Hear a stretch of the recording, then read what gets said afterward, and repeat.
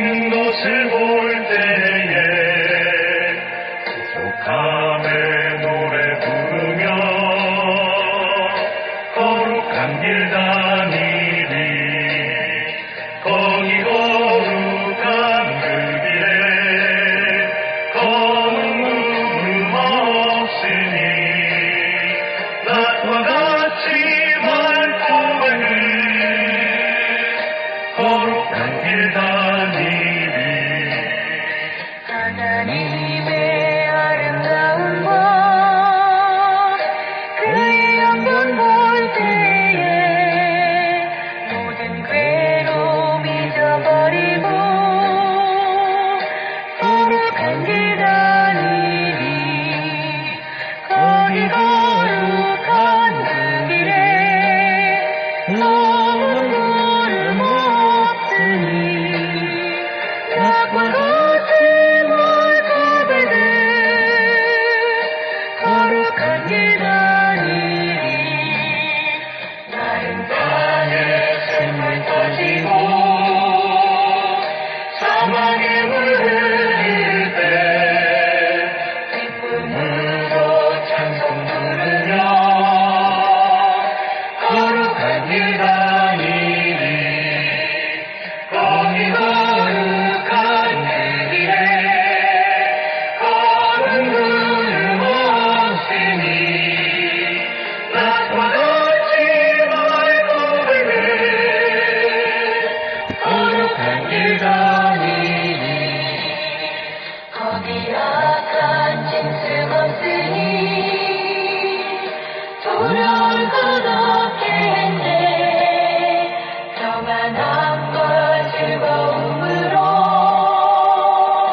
거룩한 길 다니리. 거기 거룩한 그 길에 검은 구름 없으니 낮과 같이 밝고 밝은 거룩한 길 다니리. 거기 죄인 전혀 없으니 거룩한 자뿐이라. 주님 주신 면류관 쓰고 거룩한 길 다니리. 거기 거룩한 그 길에 검은 구름 없으니 낮과 같이 밝고 밝은 거룩한 길 다니리.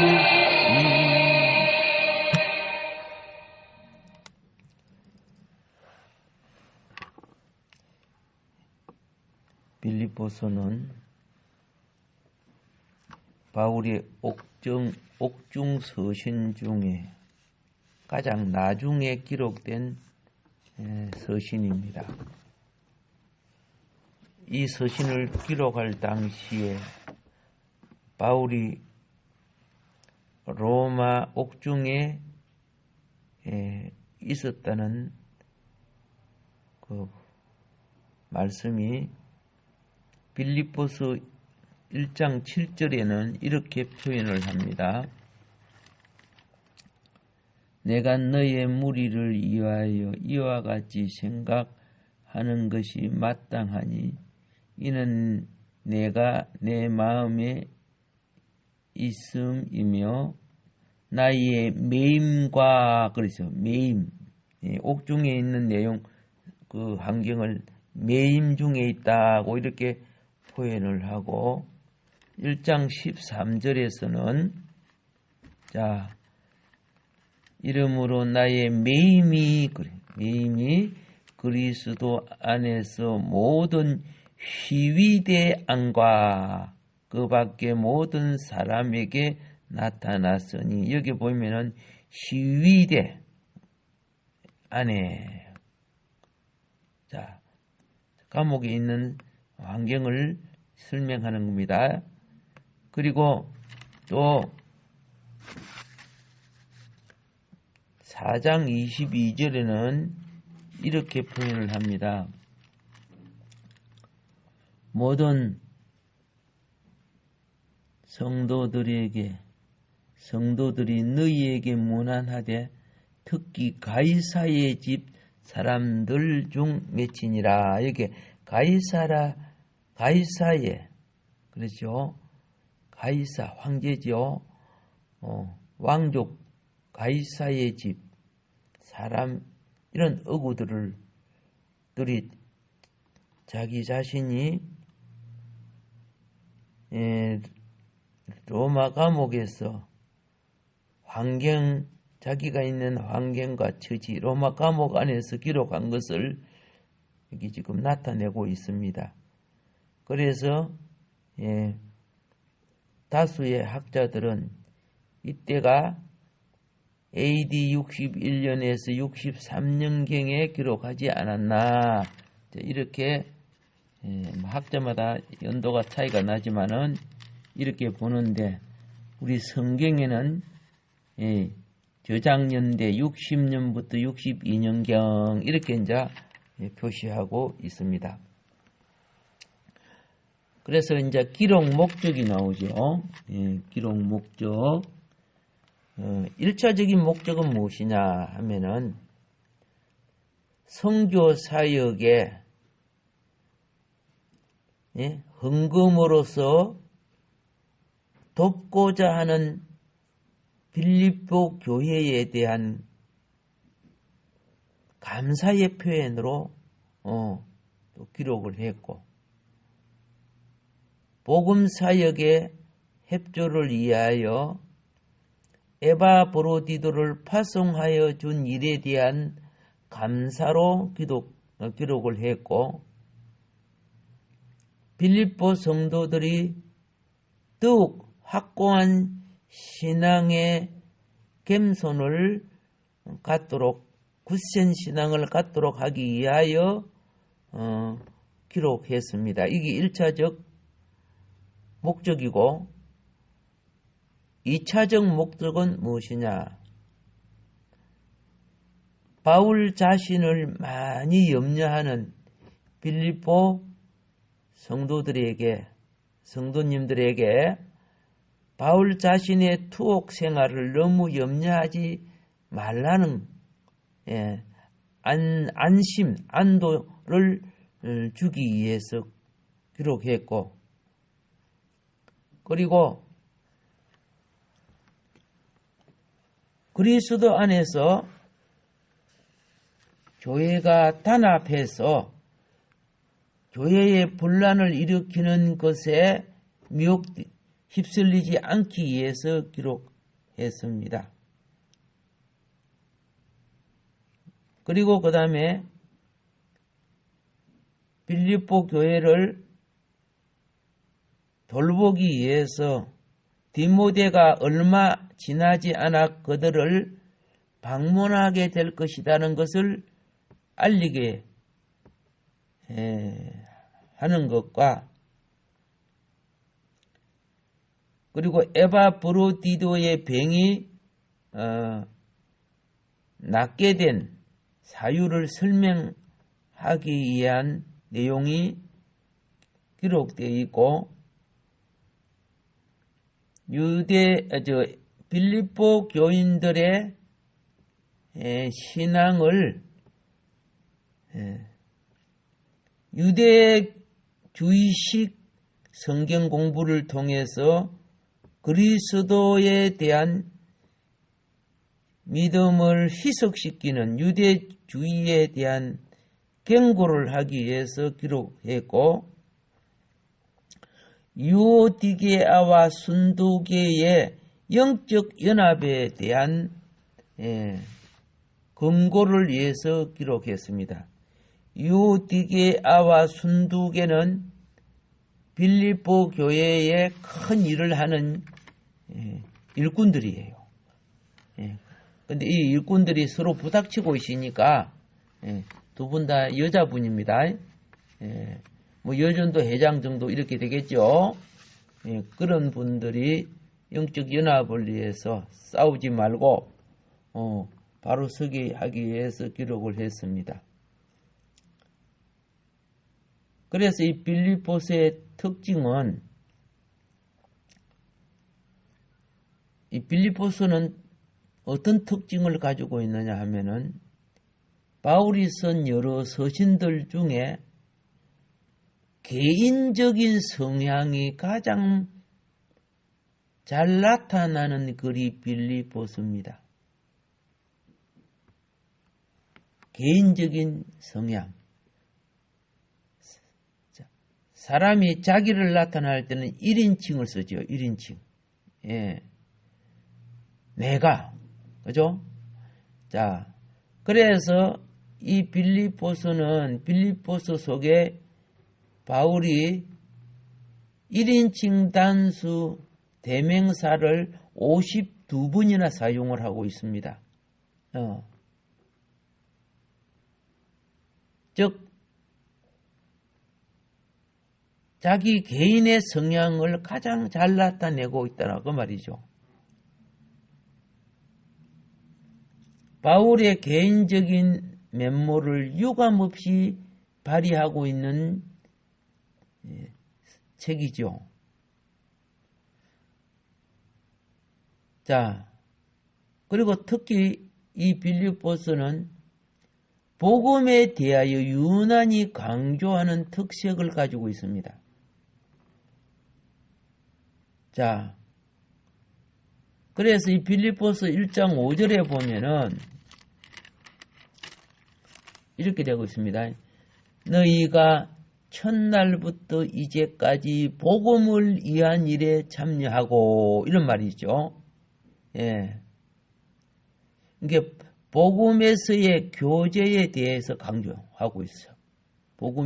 이제까지 복음을 위한 일에 참여하고 복음의 교제를 강조하고 있지요. 그 다음에 1장 7절을 보면은, 네, 뭐라고 되어 있느냐면, 복음을 변명함과 확증함에 너희가 다 나와 함께 은혜에 참여한 자가 됨이라. 1장 7절의 중반절에 나와 있죠. 복음을 변명함과 확증함에. 그러니까 복음에 대해 유난히 강조하는 특색을 가지고 있습니다. 그리고 이제 그 뒤에 읽어보면은 다, 예? 이 복음이 형용사적 수식으로 지금 쓰이고 있어요. 그래서 본서의 가장 큰 특징은, 이런 가운데 본서의 가장 큰 특징이 있어요. 가장 여러 가지 복음 이것도 특징이고, 예, 개인적인 성향을 나타내는 특징 있는데, 가장 큰 특징은 그럼에도 불구하고 감옥에 있고 환경이 어려운데도 있음에도 불구하고 역시 기쁨이라는 거예요. 하나님의 영이 같이 한 자에게 나타나는 현상이 뭐예요? 기쁨이에요. 빌립보 감옥에 있을 때 얼마나 기뻐서 그렇게 두들겨 맞고 착고에 처해도 막 찬송을 부르고 막 기도를 하고. 근데 꼭 눌려 있어 봐. 기도 한 방울도 안 나온다. 그죠? 예. 이게 그러니까 다른 말로 하면 성령이 바울에게 충만하다는 뜻이야. 환경적으로 그렇죠. 원망하고 불평하고 그럴 수밖에 없는 상황이고, 바울이 많이 맞았기 때문에 몸이 너무 안 좋은 사람이요. 돌에도 맞고 태장에도 맞고 또 나이도 많이 들고 다른 질병이 생긴 게 아니고 복음 전하다가 너무 매를 많이 맞았죠. 그런데도 바울은, 이게 빌립보서의 가장 큰 특징이 뭐예요? 기뻐할 수 없는 상황에서도 기뻐하는 이긴 자의 영혼의 특징이야. 그래서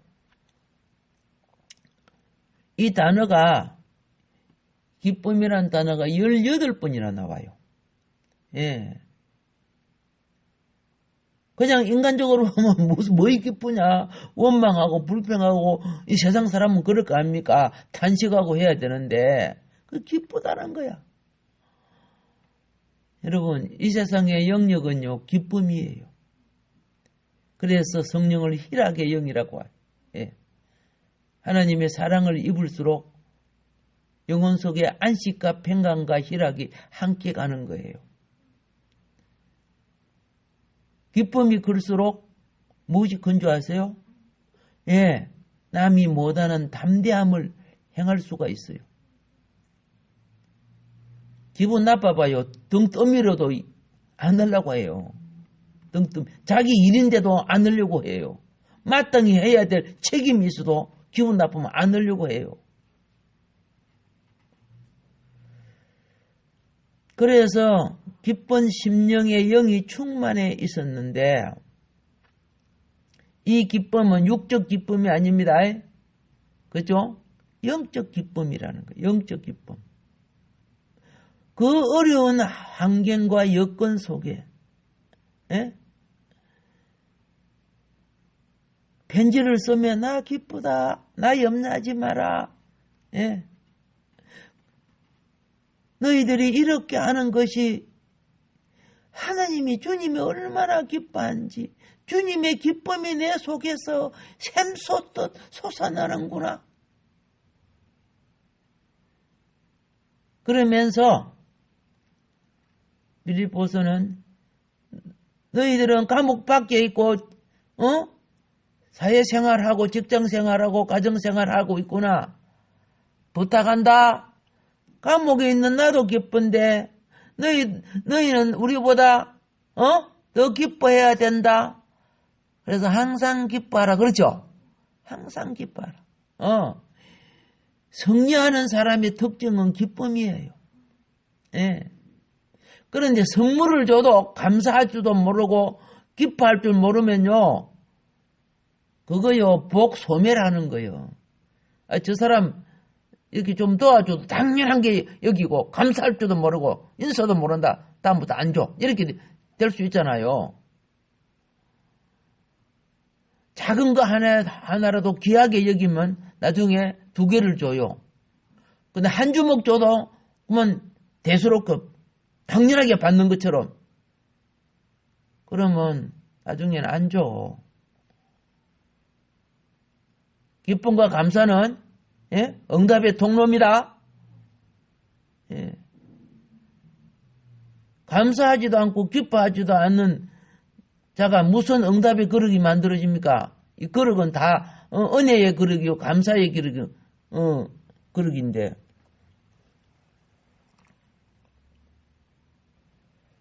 그래서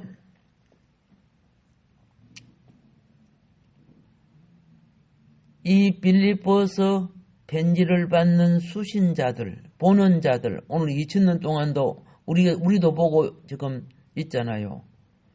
주 안에서 항상 기뻐할 것을 촉구하고 있다 그 말입니다. 그리고 이제 이 빌립보서의 마지막 이 특징은 무슨 특징이 있냐면 바울 사도의 인생관을 나타내고 있습니다. 바울 사도의 인생관이 무엇인가? 그 1장 20절에 나와요. 나의 간절한 기대와 소망을 따라 아무 일에든지 부끄러워하지 아니하고 지금도 전과 같이 온전히 담대하여 살든지 죽든지 내 몸에서 그리스도가 존귀하게 되게 하려 하나니. 여기서 보면 그 인생강에 살든지 죽든지 나의 살아있는 동안 내 이 몸이 예수님을 존귀하고 복음을 위해서 쓰임받는 이 몸뚱아리 되게 가치 있는 존재가 되고 싶어 한다는 거죠. 가치 있는. 오늘날 이 땅에 보면은 없어야 될 존재가 있고요. 있거나 말거나 할 존재가 있고 꼭 있어야 될 존재가 있고 그걸 무엇으로 비유합니까? 개미 인간, 거미 인간, 벌꿀 인간 뭐 이런 식으로 비유하잖아요. 예. 바울은 감옥에 있으면서도 내가 이 몸이 있는 한 예수님의 영광을 위하여 주님을 존귀케 하는 자가 되기 위하여 힘쓸 것이다. 이걸 고백해요. 죽어도 주님 영광, 살아도 주님 영광. 그래서 한평생 복음을 위하여 힘썼습니다. 이게 바울의 특징 중에 그 마지막 인생관을 드러내는 특징입니다. 정말 그런 사람인가? 말만 그런 거 아닌가? 그것이 아닌 특징이 여기 있어요. 3장 10절에 보면은 이렇게 말합니다. 내가 그리스도와 그의 부활의 권능과 그 고난의 참여함을 알고자 하여 그의 죽으심을 본받아. 예수님이 나를 위하여, 내 구원을 위하여 어떻게 죽어주셨는가?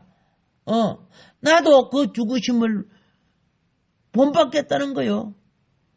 3장 몇 절이요? 그렇죠. 그 죽으심. 그러니까 그리스도 안에서 살고 죽겠다는 것을 여기 결정하고 있잖아요. 그래서 3장 14절을 보세요. 표대를 향하여 그리스도 예수 안에서 그랬어요. 표대를 향하는 삶. 자기의 삶이 표대가 반드시 정해져 있어.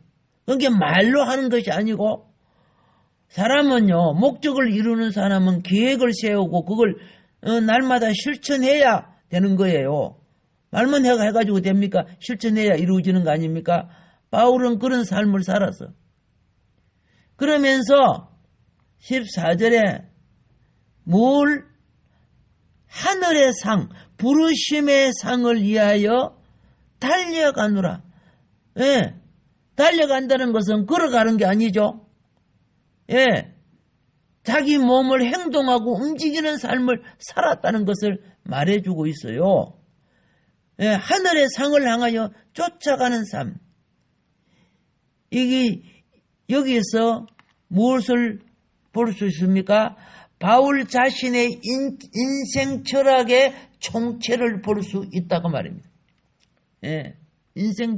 자기의 신앙 철학이 이 빌립보서에 얼마나 기쁘게 들어있는지.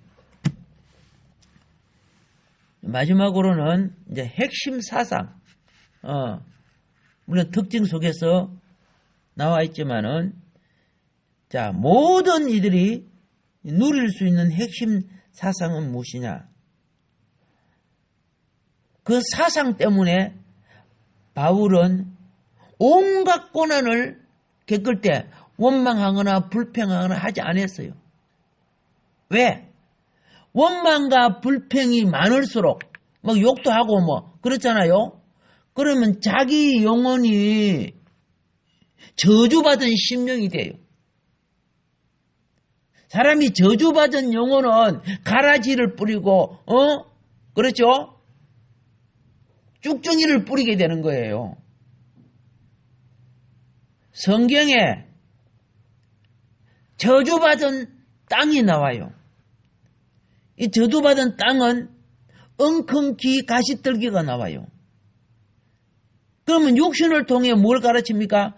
그 사람 마음을 가르치는 거예요. 이게 마음이 가시떨기 엉겅퀴가 있으니까 어떻게 해요? 자기에게 암한 사람 그러면 욕해버리고 찔러버리고 막 그래버리고 원망해버리고 저주해버리고. 그런데 바울은 날마다 자기 심령을 옥토화 개간시켰어요. 그것이 무엇이냐? 왜 그렇게 될 수 있었는가? 이게 핵심 사상은 그가 주 안에 있었다는 거예요. 예수의 마음을 가지고 있었다는 뜻이죠. 그래서 핵심 사석은 주 안에서의 기쁨입니다. 빌립보서의 핵심 사상.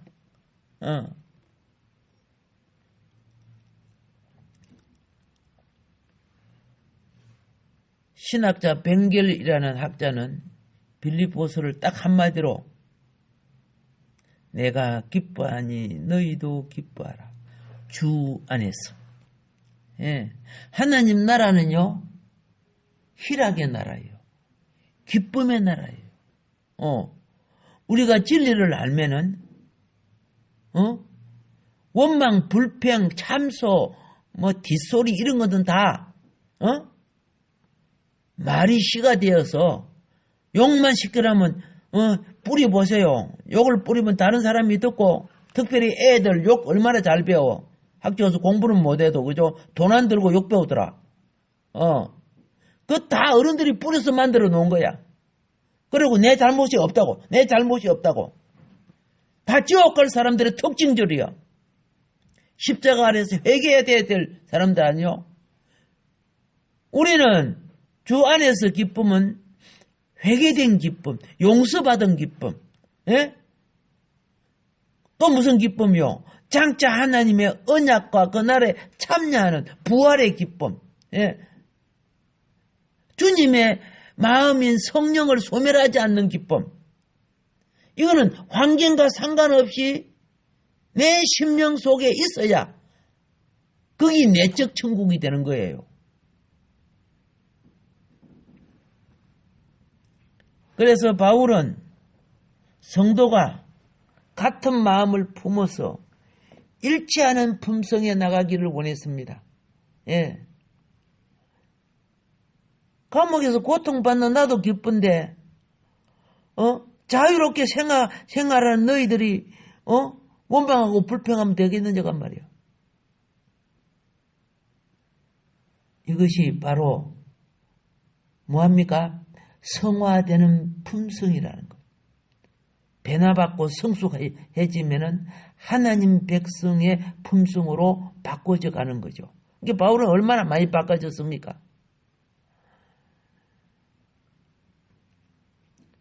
아름다운 덕목의 향기는 기쁨을 표현하는 거예요, 사실은요. 근데 우리는 보세요.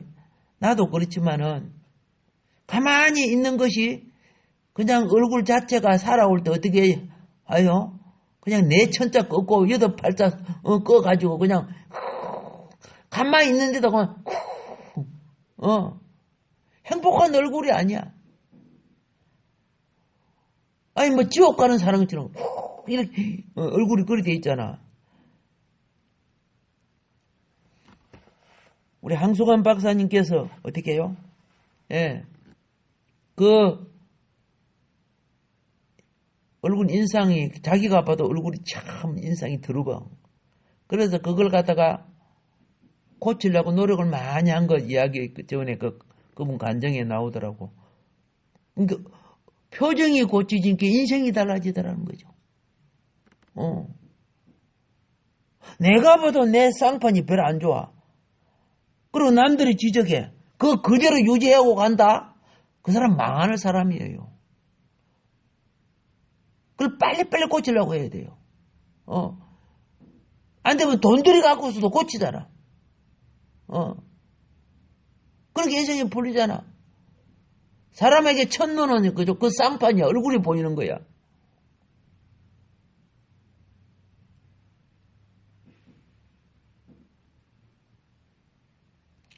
심리학에 보면요. 첫 눈에 보는 게 80%를 차지한다 그랬어요. 그 사람을 대할 때. 그만큼 중요한 거야. 근데, 뿌리뿌리한 쌍판 갖고 와가지고, 뭐 회사 입사하고 뭐 한다고, 그런 사람 좋은 회사 들어갈 것 같아요? 아이고, 인상 봐라. 또 똥 싸는 것 같다. 그러면 그 똥 하나 싸놓은 그런 인상을 회사 속에 놔두면 얼마나 분위기 나빠져 버려. 근데, 저 사람 보니까 백합 같아. 그 사람이 있으니까 전체가, 분위기가 좋아져 버려. 얼굴에 표현하는 그 자체가 그만큼 큰 영향을 끼죠.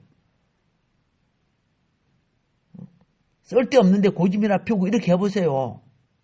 얼마나 더러운 냄새 풍깁니까? 그래서 바울 사도님은 성도가 같은 마음 품어 주 안에 예수님 마음을 품어야 같이 되는 겁니다. 일치하는 품성으로 나가고 이것이 몸에 배어져야 확고한 덕목을 세우게 되는 겁니다. 그래서 주 안에서 기뻐하라. 마음의 욕심을 비워야 기뻐해요. 서로 목마른데 저 친구가 물을 다 먹어버렸어. 나는 기분이 팍 나빠. 그래도 너의 목마름을 해결된 것을 내가 기뻐한다 할 줄 알아야 돼. 그러면 기쁨을 유지할 수 있어. 근데 상대는 물 마셔갖고, 야, 아이고, 이제 살았다. 근데 나는 물을 못 마셨지. 그럼 내가 기분 나쁘면 서로 기분 나빠져 버려. 중요한 것은 내 개인이 아니라 전체의 분위기예요. 분위기. 위대한 이인들은 자기 욕구를 채우는 거 아니잖아. 백성 전체가 살게 하고 전체의 분위기를 살리잖아. 나중에 그걸 인정받아서 그 사람의 공적을 세워주잖아.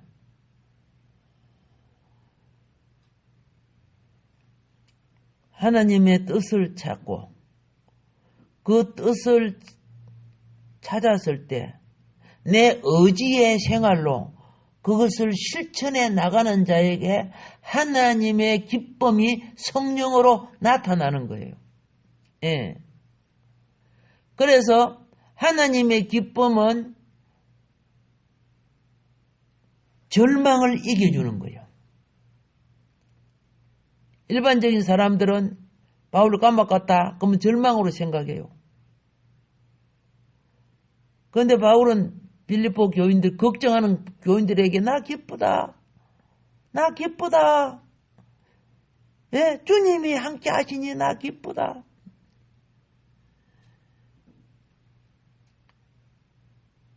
환경적으로 누구나 인생을 살아가면은 어려움이 오고 문제가 옵니다. 안 오는 사람 어디 있어요? 그런데 그런 문제가 생길 때마다 그러한 사태를 하나님의 뜻 안에서 찾아낼 수 있는 사람, 하나님의 뜻 안에서 찾지 못하는 사람은 맨날 사람 원망해. 자기가 미련한 짓 한지를 알지 못하고 자기가 남에게 해를 끼친 것은 잘 못 느껴요. 그냥 하나님의 뜻 안에서 의미를 찾고 해석을 하게 되면요, 좌절을 극복하는 길이 있고 남이 알지 못하는 좁은 문 좁은 길 생명길이 있어요.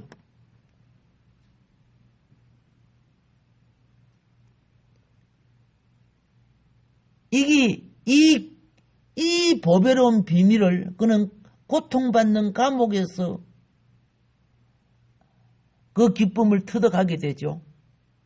그리고 그걸 감옥 밖에 있는 사람들에게 기쁨을 알리는 거죠.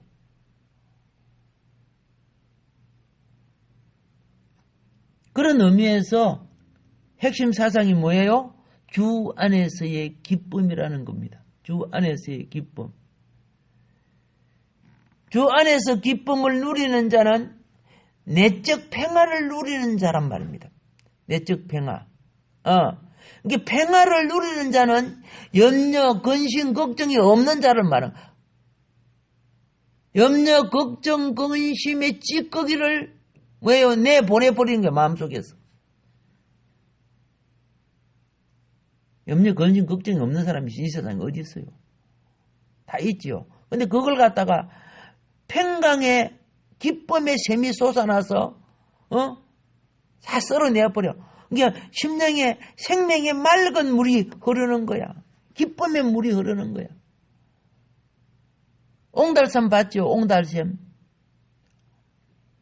물이 안 나오면 거기에요. 막 모기 새끼 지렁이들 막 안에 드글드글하고 나무 잎사귀가 막 푹 들어가고. 그런데 살아있는 옹달샘은요. 물이 계속 솟아나니까 우리 어렸을 때 보면 그 학교 마치고 산동네 자기 마을로 갈 때 길 옆에 옹달샘이 있어요. 그러면 초등학생들이 남학생들이 먼저 올라가가지고 물을 불끈불끈 마셔요. 근데 여학생들은 저 뒤에 와요. 그런데 남학생은 물 마시고 거기다 오줌을 싸요. 나쁜 놈들이지. 오줌을 싸고 숲속에 딱 숨어갖고 여학생이 물 마시나 오줌 싼 옹달샘 물 마시나 안 마시나 요리 보여요. 예, 나야 집이 학교 옆이지만 내 친구들은 산동네 산속에 동네가 있어서 그러면 요리 봐가지고 지 좋아하는 여학생이 물을 마신다. 그럼 기분 되게 좋아해 또. 그래갖고 막 학교 와서 또 이야기를 하는 거야. 그런데 그 학생들이 오줌 물 마신 거 아니잖아요. 물이 계속 솟아나잖아요. 그게 뭐 쓰레기라도 이게 솟아내는 거야. 그러니까 심령에 생명의 영이 솟아나지 않으면은 우울해지고, 그죠? 속에 짜증이 나고, 원망과 걱정이 생기고, 불안해지고, 원망대해지고, 주 안에서 기뻐하는 사람은 수많은 문제가 나와도, 속에 영이 솟아준단 말이야. 솟아낸다고 말이야. 그래서 아따 이 친구들 정말 개구장이구나. 참 개구장이 같은 거 애들이 많았어요. 직구전 애도 많았어요.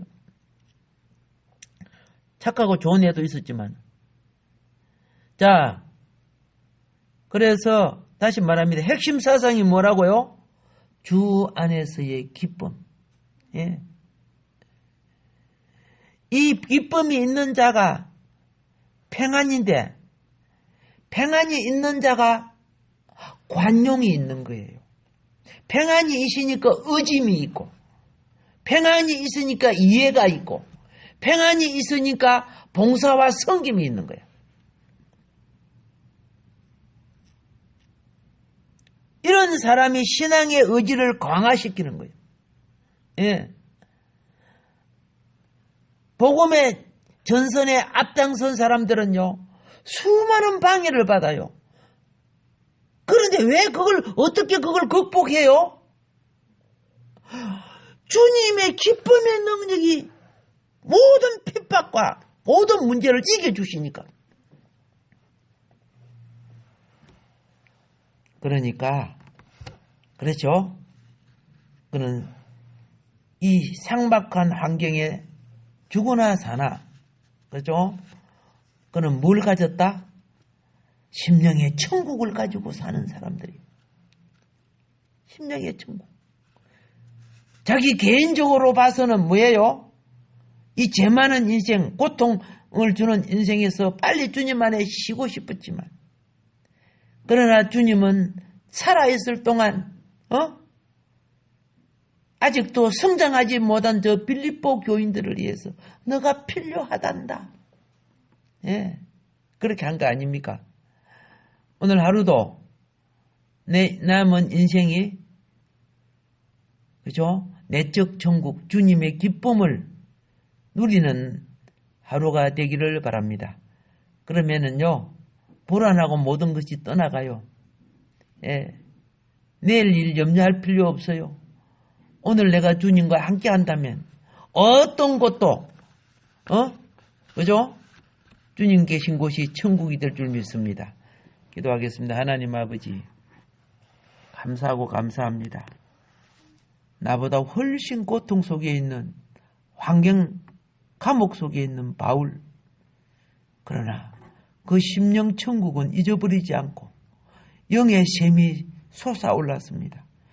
여러 가지 핍박과 공갈과 여러 가지 협박이 왔는데도 하나도 불안해하지 않고 이처럼 오히려 자유를 누리는 빌립보 교인들에게 은혜를 끼치는 사도가 되었습니다. 주여 주여 우리 한국교회 그리고 만복교회 여기 있는 사랑하는 성도들 속에 주 안에서 바울 사도님이 누렸던 이 기쁨이 살아가는 성도들의 생활 속에 풍성케 하여 주옵소서. 그러므로 메말라진 심령이 살아나게 하여 주옵소서. 예수님 이름으로 감사하며 기도합니다. 아멘.